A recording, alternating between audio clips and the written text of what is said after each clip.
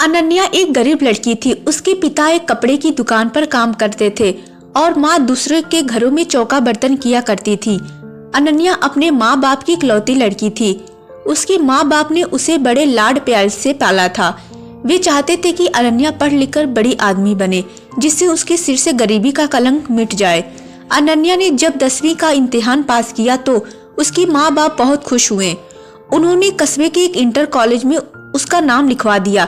Inter college उसके घर से थोड़ी ही दूरी पर था, इसलिए उसके माँ बाप ने किसी तरह पैसों का जुगाड़ करके उसे एक पुरानी साइकिल भी दिलवा दी, जिससे अनन्या को स्कूल जाने में परेशानी ना हो। अनन्या जब साइकिल पर बैठकर स्कूल जाती तो उसे लगता जैसे वह आसमान में उड़ रही हो। यह उसका बहुत पुराना सपना था जो उसके माँ बाप की वजह से पूरा हुआ था, इसलिए वह रोज समय से स्कूल पहुंच जाती और मन लगाकर पढ़ाई करती। लेकिन एक दिन अनन्या की जिंदगी में एक नया मोड़ आया। दोपहर का समय था। स्कूल से छुट्टी होने पर उसने अपनी साइकिल ली और घर की ओर चल पड़ी। लेकिन अभी वह थोड़ी ही दूरी पर पहुंची थी कि पीछे से आती एक बाइक उसके बगल से गुजरी। बाइक को जो लड़का चला रहा था वह उसका हम उम्र ही था। लड़के ने थोड़ा आगे जाकर अपनी बाइक रोक दी और अनन्या को रुकने का इशारा किया। अनन्या उस लड़के को अक्सर रास्ते में देखा करती थी। जब भी वह स्कूल आती जाती तो वह लड़का सड़क के किनारे खड़ा होकर उसे निहारा करता था। शुरू में उसे देखकर अनन्या को बहुत गुस्सा आता, लेकिन धीरे धीरे वह उसे अच्छा लगने लगा। इस तरह से रास्ते में रोके जाने से अनन्या घबरा सी गई। पहले उसका मन हुआ कि वह अपनी साइकिल आगे बढ़ा दे, लेकिन फिर न जाने क्या सोचकर उसने अपनी साइकिल में ब्रेक लगा दिया। वह लड़का अनन्या के पास आ गया और धीरे से बोला, मेरा नाम सुमित है। मैं रोज आपको स्कूल जाते हुए देखता हूँ।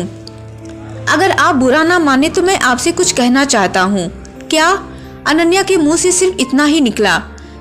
सुमित ने अपनी शर्ट की जेब से एक गुलाब की कली निकालकर उसके हाथ में रख दी और उसकी मुट्ठी बंद करते हुए बोला, मैं तुमसे बहुत प्यार करता हूँ। उठते बैठते सोते जागते हर समय बस तुम्हारे बारे में सोचा करता हूँ। मुझे कुछ भी अच्छा नहीं लगता। सुमित और भी बहुत कुछ कहना चाहता था, पर अनन्या ने उसके ओठों पर हाथ रखकर उसे चुप करा दिया। तो आपको मेरा प्यार कबूल है? उस लड़के ने अनन्या की आंखों में आंखें डालकर पूछा। अनन्या शर्मा गई। उसने चुपचाप हाँ में अपनी गर्दन हिलाई और साइकिल पर बैठकर तेज तेज पैडल चलाती हुई अपने घर को चली गई। इस तरह अनन्या और सुमित में बातचीत की शुरुआत हो गई। सुमित रोज उसके लिए कोई ना कोई गिफ्ट लाता और उसके लिए जीने मरने की कस्में खाता।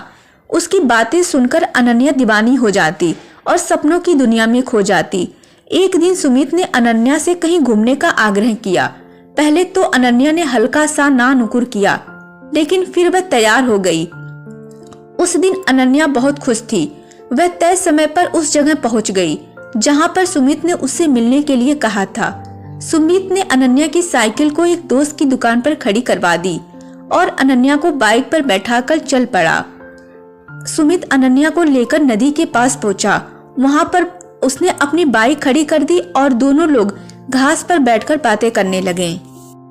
सुमित ने अनन्या से एक दो बातें की, फिर वह उसके करीब आ गया और उसके चेहरे से खेलने लगा।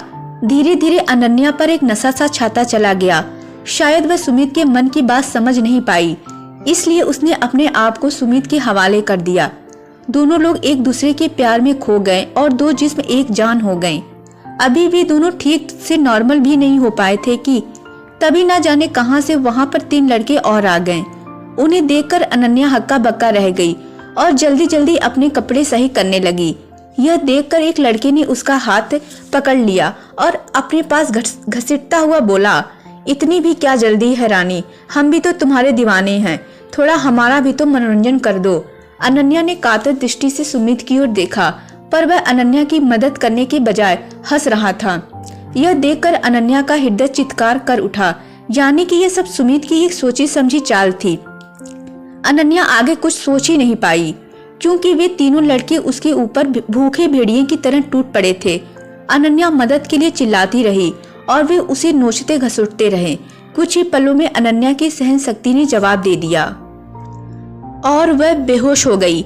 लगभग 1 घंटे के बाद अनन्या को होश आया। वे तीनों लड़के और सुमित वहां से जा चुके थे।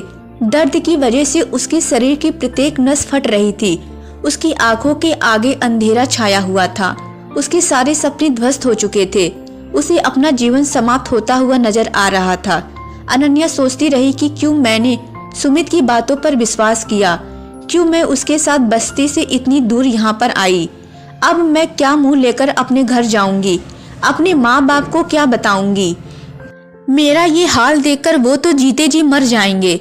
अनन्या के शरीर में बिल्कुल भी शक्ति नहीं बची थी। वह किसी तरह घिसटती हुई नदी के किनारे पहुंची। नदी का पानी कल कल करता हुआ तेजी से बह रहा था। अनन्या ने एक बार फिर अपने गरीब माँ बाप के बारे में सोचा, लेकिन साथ ही सुमित का चेहरा भी उसकी आंखों के आगे तैर गया और इसके साथ ही क्रोध, खीज और घिन के मिले जुले भाव से उसका शरीर कांपने लगा। अनन्या ने अपने दांतों को किटकिटाया, अपने शरीर की बची खुशी ताकत इकट्ठा किया और धीरे से खड़ी की। उसने अपनी आंखें बंद कर ली, हाथ जोड़कर मन ही मन अपने माता पिता से माफी मांगी और नदी में छलांग लगा दी। अगले ही पल अनन्या नदी में डूबने उतरने लगी, लेकिन अब वह न तो किसी को अपनी जान बचाने के लिए पुकार रही थी और न ही बचने के लिए संघर्ष कर रही थी। उसका मन अब भी अपने बेवफा प्रेमी के बारे में सोच रहा था। वह सोच रही थी कि क्यों मैंने उसकी बातों पर इतना एतबार कर लिया, क्यों मैंने उससे अंधा प्यार किया, क्यों मैं उसकी नीयत को समझ नहीं पाई। अगर मैं ऐसा कर पाती तो शायद। और फिर वह नदी की गहराइयों में डूबती चली गई। दोस्तों, किसी से प्यार करना, किसी पर एतबार करना बुरा नहीं, लेकिन अपने भीतर जज्बातों को पहचानने की क्षमता भी रखिए। किसी की बातों पर एतबार करने से पहले उसे एक बार जरूर परखिए। किसी को अपना तन मन सौंपने से पहले उसके परिणामों के बारे में जरूर सोचिए, नहीं तो आप भी अनन्या की तरह धोखा खा सकते हैं।